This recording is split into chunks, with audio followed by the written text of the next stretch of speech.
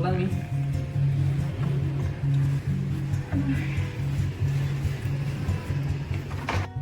Halo Ibu. Halo Mbak. Mau periksa juga ya? Iya. Udah hampir berapa bulan Bu? Wah, bikin lagi ya. Datang ini sama siapa? Ibu Cinta Paramita. Ayo nih. Bu, kita dahulu ya Bu. Iya. Mari ikuti saya Ibu. Hati-hati. Misi Selamat, dong. Misi dong. Selamat sore, silakan duduk. Ya. Selamat sore Ibu, perkenalkan nama saya Dr. Pasya, dokter yang bertugas di Polres. Ini dengan Ibu siapa kalau boleh tahu? Dengan Ibu Cinta Paramita. Ibu Cinta Paramita Ibu. Ini suaminya Ibu ya? Iya. Oke. Kalau boleh tahu usia Ibu berapa sekarang Ibu kalau boleh tahu? Saya sudah 29 tahun. 29 tahun ya. Ibu tinggal di mana? Di Liba.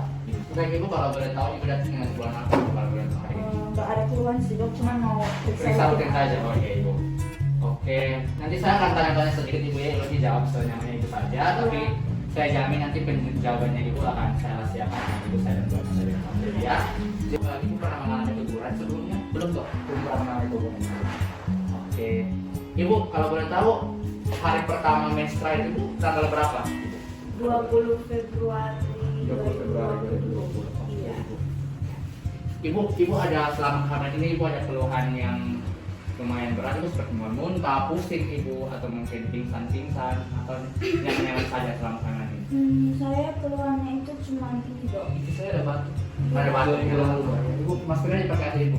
Maaf ya. Oke. Jadi berdasarkan HPHT Ibu tersebut di 20 Februari 2017 kita bisa menaksirkan tanggal persalinan dengan menggunakan rumus Nagel, yaitu hari ditambah 7 menjadi 27, bulan ditambah 9 menjadi November, dan tahun ditambah 1. Tapi karena masih di awal tahun kita kurang tidak tambahin 1, sehingga taksiran kelahiran Ibu adalah 27 November 2020.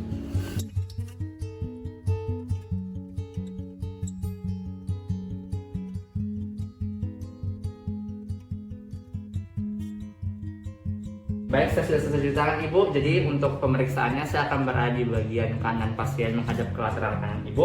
Ini itu pemeriksaan status generalis. Untuk pemeriksaan status generalis, kita lihat dari rambutnya Ibu. Apakah rambutnya Ibu ada tanda-tanda kelainan atau tidak? Kita lihat apa kulit Ibu ada tanda-tanda ikcerek atau tidak? Kita lihat mata Ibu. Ibu lihat ke atas Ibu. Ibu lihat ke bawah. Kita lihat apakah ada tanda aneh atau tidak. Yang pertama adalah pastikan pasien berbaring. Lalu yang kedua adalah kita buka baju pasien sampai perutnya kelihatan.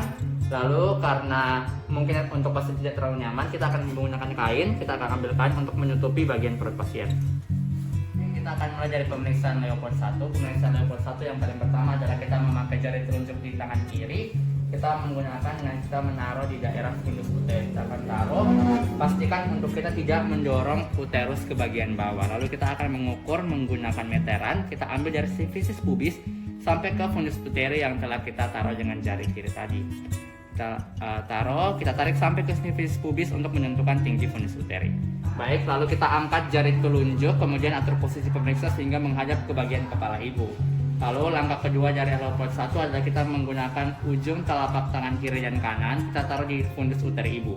Kita taruh begini, lalu kita mulai merasakan secara pelan-pelan bagian apa yang ada di fundus uterus Ibu. Jika bagian yang itu keras dan juga homogen, maka kemungkinan besar adalah kepala. Tapi jika lembut dan membal, maka kemungkinan itu adalah pantat. Kita akan coba meraba. Baik, ini bagiannya membal dan juga lembut, sehingga kita bisa pastikan ini adalah bokong dari bayi tersebut.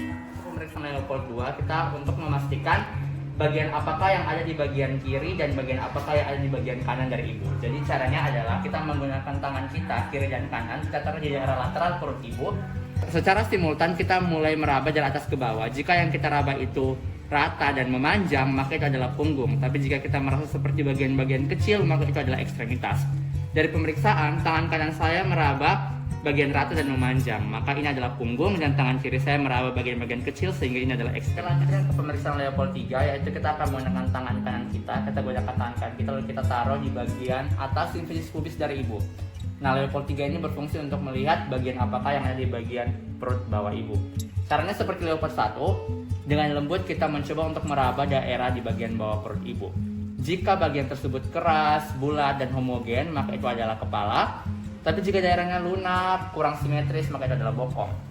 Yang dari saya raba, ini adalah daerahnya tuh keras, bulat, dan hampir homogen, maka ini adalah bagian kepala dari sang bayi.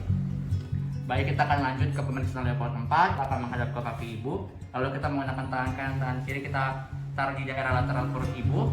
Lalu kita berusaha untuk menemukan jari telunjuk kita di bagian terbawah dari perut ibu. Kita dengan pelan-pelan kita mencoba untuk melakukan gerakan untuk mempertemukan ibu jari kita di bagian perut bawah ibu. Jika sudut yang terbentuk adalah konvergen, maka bagian terbawah bayi telah masuk ke pintu atas panggul. Tapi jika yang tersebut terbentuk adalah divergen, maka bagian terbawah bayi belum masuk ke pintu atas panggul. Lalu selanjutnya kita akan menggunakan ibu jari dan telunjuk kita bagian kiri. Kita gunakan untuk memfiksasikan bagian terbawah dari bayi. Jika bagian terbawah dari bayi adalah kepala, kita coba pegang lehernya. Tapi jika bagian terbawah bayi adalah bokong, kita coba pegang pinggangnya. Setelah kita fiksasikan bagian terbawah bayi, kita taruh bagian tangan jari tangan kita di antara simfisis pubis dan juga bagian yang kita fiksasikan.